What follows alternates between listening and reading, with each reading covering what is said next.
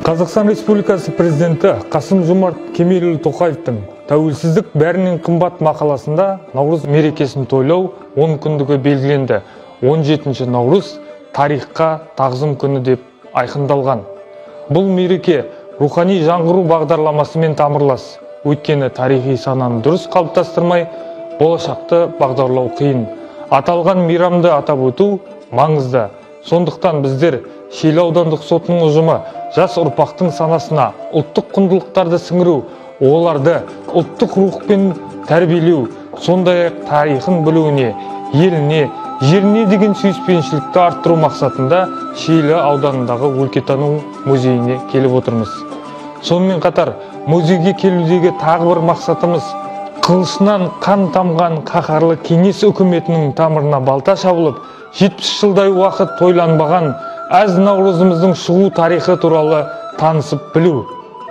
Наурыз қазақ халқының ата-бабамыздан, яғни көнеден келе жатқан ұлы мерекесі, төл мерекеміздің тарихын білу деген ниетіміз, тарихымызға тағзым жасап, ұлттық құндылықтарымызды жас ұрпаққа насихаттау.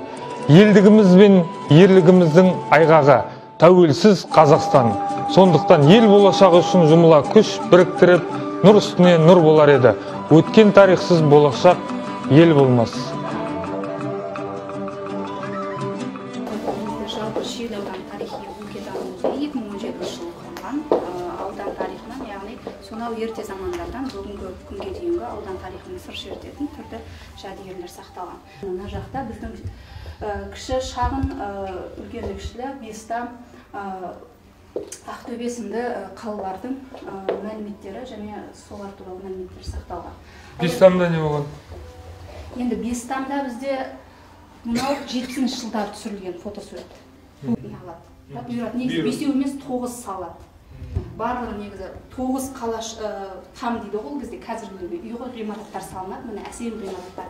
Сөйтіп белгіленген күні хан келеді, айтылған күні. Сөйтіп 5 ғимаратты аралайды да, 5-шінен кейін қайтып кетіп қалады өзінің жұмыстарымен. Сөйтіп билеушілер бұны белгі ретінде санайды да, қалған 4 тамды қиратады, бұзады. Сөйтіп 5 там ғана қалады. Сөйтіп аты Бестам аталып кеткен осылай. Оғыздарды былай Осман империясымен байланыстыруға болады, Енді оны айтатын болсақ, оғыздар Қыпшақтарға дейін осы сыр бойында болды ғой, 9-10 ғасыр.